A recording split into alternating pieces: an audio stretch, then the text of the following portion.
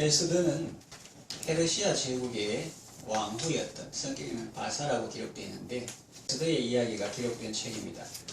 그러나 예수님이 말씀하셨듯이 성경의 주인공은 어떤 사람이 아니라 예수님이죠.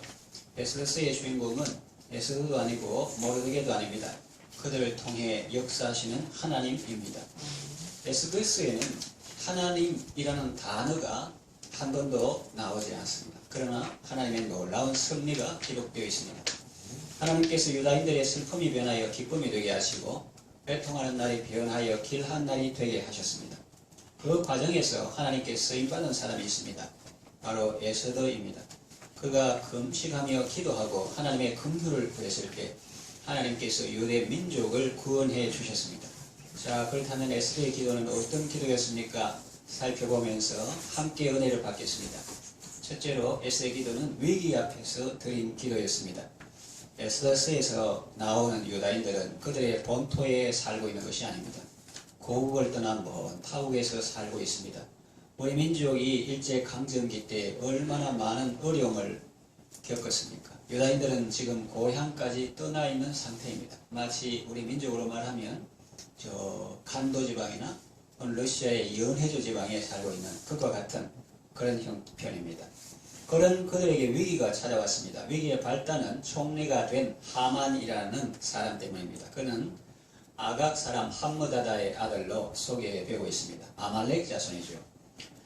아말렉 자손은 과거 이스라엘이 애굽에서 나와서 광야 길 갈 때 백성들이 피곤한 틈을 타서 공격한 사람들입니다. 요즘 말로 하면은 교회를 공격하고 하나님의 복음운동을 방해한 사람들이라고 할 수 있습니다. 하나님은 그들을 미워했었습니다. 사울왕에게 아말렉을 진멸하라고 명하셨습니다. 그러나 사울은 하나님의 말씀을 그대로 순종하지 않았습니다. 사무엘하 15장 9절 보니까 사울과 백성이 아각과 그의 양과 소의 가장 좋은 것 또는 기름진 것과 어린 양과 모든 좋은 것을 남기고 진멸하기를 즐겨 아니하고 가치 없고 하찮은 것은 진멸하니라고 기록되어 있습니다. 사울이 하나님의 말씀을 버렸으므로 사울은 하나님께 버림받게 되었습니다. 하만은 아각의 후손으로 살아남아 바사 제국의 제2인자가 된 사람입니다. 아하수에로 왕이 그의 지위를 높이 올려 함께 있는 모든 대신 위에 두었습니다. 대궐문에 있는 왕의 모든 신하들이 다 왕의 명령대로 하만에게 꿇어 절했습니다. 그러나 모르드게는 꿇지도 않고 절하지도 않았습니다. 하만은 뻣뻣하게 다니다가 처음에는 그 사실을 몰랐죠. 땅 안 보고 이렇게 위만 보고 다니니까 처음에는 몰랐죠. 대궐문에 있는 왕의 신하들이 모르드게에게 너는 왜 왕명을 거역하느냐고 물었습니다. 그리고 너도 절해라고 했습니다. 모르드게는 자기는 유대인임을 밝히고 그 아말렉 족속에게 절하지 않겠다고 했습니다. 사람들은 그 말을 하만에게 전했습니다. 하만은 늘 뻣뻣하게 잘난 척하며 걷다가 그 사람들 말을 듣고 과연 그런가 해서 이렇게 주변을 둘러보니 과연 어떤 사람이 꿇지도 않고 절하지도 않는 것이었습니다. 하만은 화가 머리 끝까지 났습니다. 하만은 모르드게만 죽이는 것이 부족하다고 생각했습니다. 나라 안에 있는 모든 유다인, 곧 모르드게의 민족을 다 멸해야겠다고 생각합니다. 그래서 제비를 뽑아 유대인을 진멸할 날짜를 정하고 유대인들을 아주 나쁜 민족으로 전혀 국익에 도움이 안 되는 민족으로 왕에게 고하고 그들을 진멸하는 법을 만들어 왕에게 제가를 받습니다.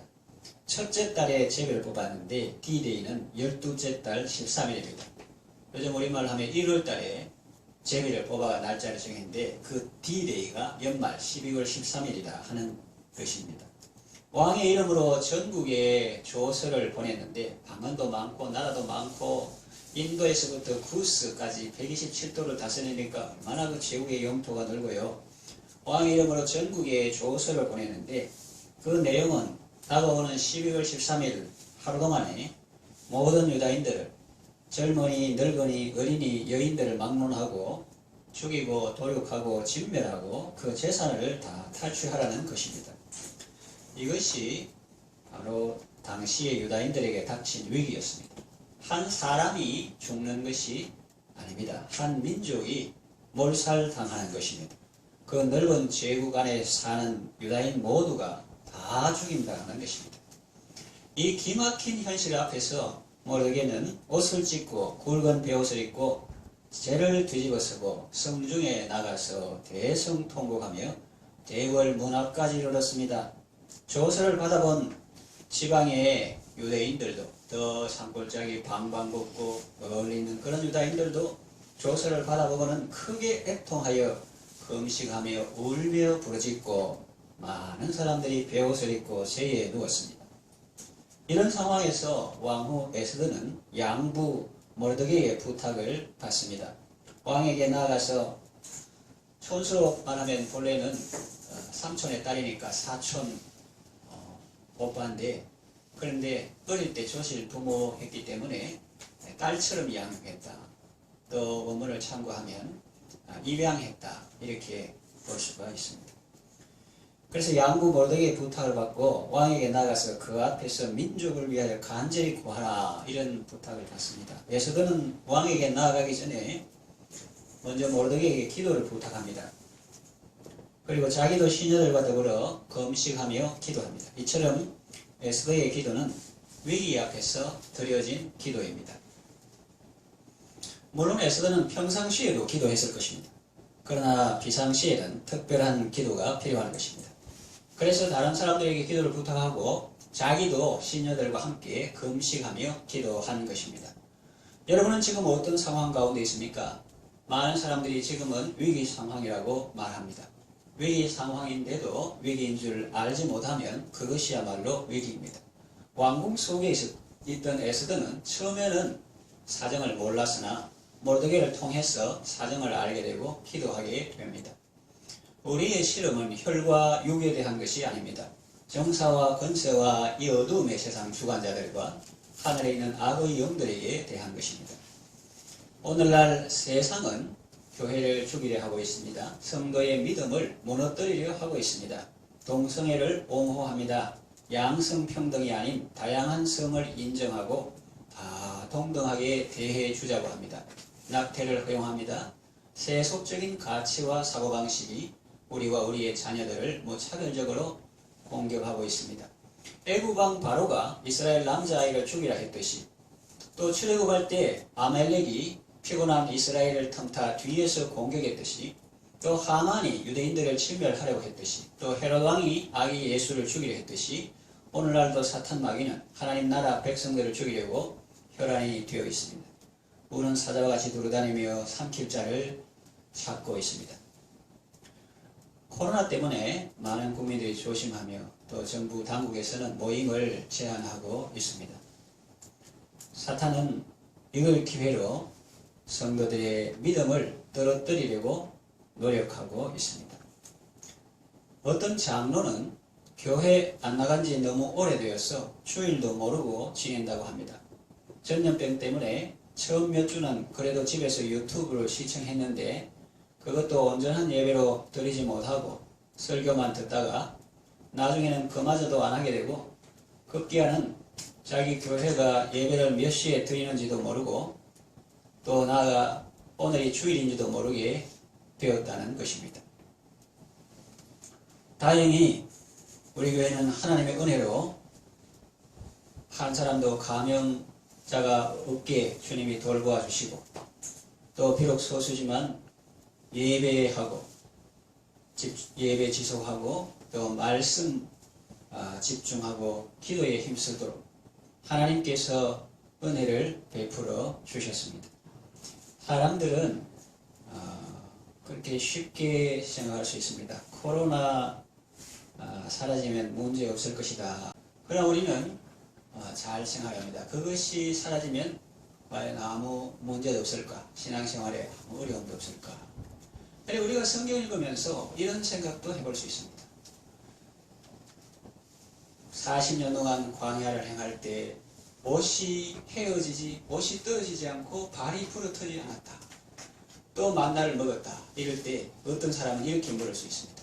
한 벌을 가지고 어떻게 40년을 지내나? 그것도 기적이다 이렇게 생각되는데 어떻게 지내나? 좀 다양한 옷을 몇 벌 주셔가지고 좀 해마다 아니면 철마다 좀 갈아입도록 하시지. 그리고 어떻게 매일 만나를 먹냐? 그 다양한 음식을 좀 주셔서 골고루 섭취하게 하시지. 이런 생각을 할 수가 있습니다. 과연 코로나만 사라지면 신앙생활하는데 아무 문제가 없을까요? 우리가 방금 성경의 이야기를 통해서 우리가 상상해 보았지만 그 사람들이 그렇게 다양한 음식을 주었으면 원망하지 않았을까? 우리가 그 이전에 거슬러 올라가서 창세기에 보면 인류 시조는 제일 좋은 환경에 살았습니다. 에덴 동산에 살았습니다. 그러나 거기서도 원망과 불평이 있었습니다. 오늘날도 통계적으로 보면은 미국 같은데 잘 사는데 사람이 원망 불평이 없을 것 같아도 오히려 벵글라데시 같은 못 사는 그런 나라의 사람들의 행복 지수가 더 높다는 통계가 우리에게 힌트를 주고 있습니다. 문제의 본질은 코로나도 우리가 이렇게 지나면서 안 어렵다고는 말 못하지만 물론 어렵지만 그거는 하나의 흔적이고 본질은 뭐냐면은 본질은 어떤 환경이라기보다도 본질은 그 환경 속에서 사람들의 마음에 원망, 불평, 하나님에 대한 의심을 심어주는 이 사탄의 책략인 것입니다. 그래서 그것이 사람이 제일 문제는 어려움에 빠진 게 아니라 그것 때문에 하나님을 멀리하는 그것이 어려움이라는 거예요. 하나님과 단절된 거, 하나님을 의지하지 않는 거. 그러니까 절대로 사탄에게 속으면 안 됩니다. 창세기 3장에 사탄이 유혹해가지고 그거 따먹으면 하나님이 금하신 선악과를 따먹으면 너도 하나님같이 된다 그랬는데 그 말이 거짓말입니다. 거짓이요 거짓말장이요 거짓이 아비라 했는데 거짓말 할 때 마치 자기가 참말하는 것처럼 말한다 그런 뜻입니다. 자기 것으로 말한다. 거짓말할 때마다. 우리를 하나님 되게 하시는 분은 사탄이 아니고 본래는 하나님이 우리를 하나님 되게 하시는 거죠. 그래가지고 하나님께서 하나님의 형상대로 사람을 만드신 겁니다. 뭐 사자가 용감하고 독수리가 날고 이래도 독수리가 인간의 영혼이 나는 것처럼 천국을 이렇게 날아다니지 못하고 또 아무리 좋은 야생의 짐승도 인간이 먹는 하나님의 말씀을 먹지 못합니다. 하나님 경외하는 걸 아는 동물이 있을까요? 없다는 거죠. 그래서 하나님께서 우리 사람을 사랑하셔서 하나님의 형상대로 만드시고 또 베드로서 신의 공부와 같이 우리를 신의 성품에 참여하는 자가 되게 하시는 것입니다. 하나님께서 말씀을 통해서 성령을 통해서 때로는 고난을 통해서 우리를 성화시키시고 다듬으시고 비록 더디지만 하나님의 되게 하시는 분이 바로 하나님이에요. 그런데 사탄은 속성 가짜입니다. 가짜. 하나님 되게 한다. 그건 뭐냐면은 하나님 말씀을 순종 안 하고 등 돌려가지고 내가 하나님이다 이렇게 살아. 그래가지고 선악을 분별하는 걸 하나님처럼 요거는 좋고 요거는 나쁘다 요거를 본래 우리가 하나님 기뻐하시는 거는 나도 기뻐하고 하나님 안 좋아하시는 거는 나도 안 좋다 악이다 하고 이래야 되는데 하나님께서 선악을 분별하는 우리 중 하나같이 되었으면 지가 하나님처럼 하나님도 아닌데 지 마음대로 요거는 선하다 악하다 우주의 절대 주권자 한 분 하나님이 계신데 하나님하고 똑같이 생각하면 좋지만 하나님 좋다 하는 건 지는 싫고 하나님의 탕자가 돌아왔는데 막 기뻐하고 잔치하는데 지는 기분 나쁘고 또 하나님 막 슬퍼하고 동성애 뭐 이런 막 슬퍼하는데 지는 좋다고 하면은 그것이 바로 지옥이라는 거예요. 지옥. 사탄은 끊임없이 사람들의 마음속에 원망, 불평, 하나님에 대한 의심 이런 걸 주는 거예요. 만일 환경이 좋아서 예수 잡는다면 왜 에덴 동산에서 타락했겠습니까? 그리고 미국 같은 살기 좋은 환경에서 왜 자살률이 높겠어요? 물론 마음에 갈급함이 있고 배급함이 있고 완전한 예배에 대한 기도도 있고 이것이 사라져서 빨리 국민들이 일상의 삶으로 돌아오는 그런 간절한 마음이지만 본질적인 것은 어떤 현상이 아니라 환경이 아니라 만족, 자족하는 마음이 없고 감사하지 못하는 마음이다 하는 것입니다. 문제의 본질을 바로 파악하고 어떠한 상황에서도 우리 경상도 말로 코로나 아니라 우코로나가 온다 할지라도, 다시 말하면 변종이나 혹은 코로나 끝나고 다른 과거 시대에는 생각지 못한 현대사회에서는 그런 여러 가지 변수들이 많이 발생하고 문제가 생기거든요. 그런 가운데서도 지혜롭게 어떻게 하면 하나님을 잘 섬길 수 있을까? 그런 가운데서도 하나님을 더욱 의지하고 믿음으로 승리하는 여러분 되시기를 바랍니다. 더 기도하고 더 말씀 집중하고, 야, 전에는 뭐 했는데 이번에는 작년에는 성경 1독 했다, 2독 했다, 3독 했다. 기도만 하고 그렇게 믿음으로 승리하시기를 바랍니다. 두 번째 에스더의 기도는 어떤 기도인가 하면은 사랑의 기도입니다. 평소 같으면 에스더는 금식할 필요가 없는 사람입니다. 당시 대제국이었던 페르시아의 궁궐에 사는 왕후입니다. 부족한 것도 아쉬울 것도 없어요. 그가 왜 금식하며 기도했을까요? 그것도 밤낮 사흘이나 시녀들과 함께 말입니다. 보통 사람이라면 안 그랬을 수도 있습니다. 아무리 유대인이라 할지라 말입니다. 모르게가 말한 내용처럼 입 싹 닫고 모른 채 하고 넘어가도 됩니다. 그렇게 한다고 해서 누가 시비 걸 사람도 없고 문제 삼을 사람도 없습니다. 모르게는 에스더가 어릴 때부터 친딸처럼 양육한 사람인데 본래 촌수로 따지면 사촌 오빠입니다. 그런데 입양해서 딸처럼 양육했으니 양부라고 할 수 있습니다. 모르게가 에스더에게 너는 왕에게 나아가서 민족을 위해 구하라 부탁했을 때 이렇게 거절할 수 있었습니다. 실제로 거절했다가 아니고 이렇게 거절할 수 있다는 거예요. 보통 사람 같으면 아빠 저한테 그러지 마세요. 무리한 부탁입니다. 그거는 저보고 죽으라는 말하고 똑같습니다. 어떻게 아빠가 저에게 그런 말씀 하실 수 있습니까? 제가 살아온 과정 다 아시잖아요.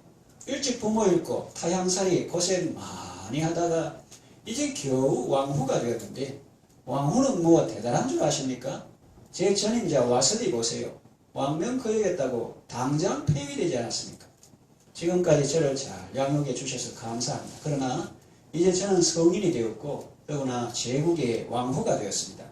그러니 이제부터는 더 이상 저에게 이래라 저래라 하지 마세요. 제 일은 제가 알아서 하겠습니다. 그럴 수 있습니다. 그러나 에스더는 그러지 않았습니다. 에스더는 왕후가 되는 과정에서도 성경에 기록하기를 모르드게의 명령을 양육받을 때와 같이 따랐다고 그렇게 성경에 기록하고 있고 왕후가 된 지금도 그의 부탁을 잘 듣습니다. 지금까지 자신을 부모처럼 돌봐주고 양육해준 모르드게가 죽게 생겼고 뿐만 아니라 동족 유대인들이 다 진멸당하게 되었는데 도저히 모른 채 할 수 없었습니다. 그래서 이웃을 위한 사랑의 기도를 드리게 된 것입니다. 형제를 구원해 주시고 동포를 살려달라는 기도를 드리게 된 것입니다. 하나님은 우리가 이런 기도 드리는 것을 기뻐하십니다. 전도회 임원들이 모여서 원래 사역 계획을 하면서 좋은 안을 냈습니다. 평소 같으면 1월에 전교인 윷놀이로 친목을 다지면서 새해를 출발하는데 지금은 전염병이 창궐하여 모이기가 어려우니 이런 때일수록 기도에 힘쓰자는 것입니다. 그래서 뭐 닫힌 문 보지 말고 열린 문을 보고 못하는 것이 하지 말고 할 수 있는 걸 찾자. 그래가지고 전환을 했는데 그래서 1월부터 모든 성도들에게서 기도 제목을 받고 또 교회의 기도 제목을 넣고 함께 기도하기로 했습니다. 그래서 들어오실 때 필경대에 보시면 있었는데 오늘 창원 새로운 교회 브로셔 홍보지다 이렇게 보면 됩니다. 브로셔와 함께 성도의 기도와 교회의 기도를 나누어 드렸습니다. 그런 것을 참고하셔서 성도들을 위해서 기도해 주시고 교회를 위해서 기도해 주시기를 바랍니다. 형제나 이웃의 구원을 위한 사랑의 기도는 중요합니다. 사도 바울은 자신의 동족 이스라엘이 구원받는 것을 간절히 원했습니다. 어느 정도냐 하면은 어떤 표현을 쓰느냐 하면은 동족 이스라엘이 구원받을 수만 있다면 자기가 그리스도에게서 끊어질지라도 원하는 바라고 했습니다. 여러분들도 아직 믿지 않은 가족의 구원을 위해 기도하시고 또 성도들을 위해서 기도하시기 바랍니다. 교회는 서로 사랑함으로 하나님의 은혜 가운데 세워져 가는 것입니다. 예수님은 너희가 서로 사랑하면 이어서 모든 사람이 너희가 내 제자인 줄 알리라고 말씀하셨습니다. 또 사도 바울은 이렇게 말씀했습니다. 주께서 우리가 너희를 사랑한 것 같이 너희도 서로 사랑하고 또 다른 사람들을 사랑하게 하시기를 원하노라 그랬습니다. 교회의 크기는 사랑의 크기입니다. 교회의 능력은 사랑의 능력입니다. 하나님의 사랑으로 서로를 사랑하고 또 다른 사람들을 사랑하시기를 바랍니다. 그들을 구원해 달라고, 그들을 가난에서 건져주시고 질병에서 건져주시고 죽음에서 건져달라고 예수님의 이름으로 기도하시기를 바랍니다. 세 번째 기도는 어떤 기도냐면 삶으로 이어진 기도입니다. 에스더의 기도는 말로만 끝난 기도가 아니었습니다. 삶으로 이어진 기도였습니다. 행동으로 연결된 기도였습니다. 사실 밤낮 사흘 금식하며 기도한 이유도 궁극적으로는 민족 구원을 위한 것이었지만 우선 당장은 왕 앞에 나아가기 위함이 아니었습니까? 부름 받지 않고 나가면 죽는데 부름 안 받은 지가 한 달이 넘었는데 갑자기 나가기가 그렇잖아요. 예수님은 겟세마네 동산에서 피땀 흘려 기도하셨고 그 기도는 다음 날 골고다 언덕에서 십자가 지는 것으로 연결되었습니다. 그와 같이 에스더의 기도도 삶으로 이어졌습니다. 정말로 왕 앞에 나아갔습니다. 부름받지 않은 상태에서 나간다는 것은 죽음을 각오한 것입니다. 당시 페르시아 제국의 왕의 경호에 대한 규정은 11절에 에스더가 말한 그대로입니다. 누구든지 부름받지 않고 앙뜰에 들어가서 왕에게 나가면 바로 죽습니다. 고대 동방의 황제이기 때문에 또 암살의 위험도 많고 그래서 부름받지 않고 함부로 앙뜰에 나선다. 그러면 바로 죽습니다. 오직 왕이 그자에게 금규를 내밀면 살 수 있습니다. 그런데 에스더는 왕 앞에 나가지 못한 지가 이미 30일이고 한 달이 넘었다는 말입니다. 심하게 표현하면 왕이 국사에 바빠 왕후를 잊어버렸을 수도 있습니다. 그런 상태에서 왕 앞에 나간다는 것은 죽으러 가는 것과 마찬가지입니다. 이처럼 에스더는 입으로만 기도한 것이 아니라 행동으로 기도했던 것입니다. 하나님 우리 민족을 긍휼히 여겨주세요. 제발 우리 민족을 살려주세요. 하는 마음으로 왕 앞에 나아갔던 것입니다. 우리도 에스더처럼 그렇게 기도해야 하겠습니다. 입술로 기도한 대로 삶으로도 기도해야 하겠습니다. 입으로는 성도를 위해서 기도하고 말하는 것이나 행동으로는 그를 사랑하지 않고 배려하지 않는다면 그것은 하나님 앞에 호소력이 없습니다. 하나님의 마음을 움직이지 못합니다. 교회를 위해 기도했으면 형제를 비방하지 말고 사랑하고 축복하시기를 바랍니다. 또 세계 선교를 위해 기도했으면 선교사를 도와주든지 그를 위해서 기도해 주시기를 바랍니다. 느헤미야는 바사 제국에서 고위 관직에 있던 사람인데 예루살렘 성이 무너지고 성벽이 회파되었다는 소식을 듣고 수일간 슬퍼하며 금식하며 하나님께 기도했습니다. 그런데 가만 보면 다른 어떤 사람을 그곳에 보내달라고 하지 않았습니다. 하나님, 우리 그 조상들이 살던 예루살렘 성, 그것이 무너지고 성벽이 다 회파되었다고 합니다. 제발 다른 누구 좀 보내가지고 그거 좀 재건하게 해주세요. 그렇게 기도하지 않았습니다. 오늘날 나로 왕 앞에 은혜를 입게 하옵소서. 오늘날 나로 내가 이 왕 앞에 은혜를 입게 하옵소서라고 기도했고 하나님의 도우심을 입어서 자기가 그곳에 총독으로 파견되어 갔습니다. 기도는 삶과 일치될 때 힘이 있는 것입니다. 입술의 기도와 함께 행동하는 기도, 삶의 기도로 하나님의 은혜를 받으시기 바랍니다. 이 말씀과 중요한 말씀입니다. 에스더의 기도는 민족을 살린 기도입니다. 그 기도는 어떤 기도입니까?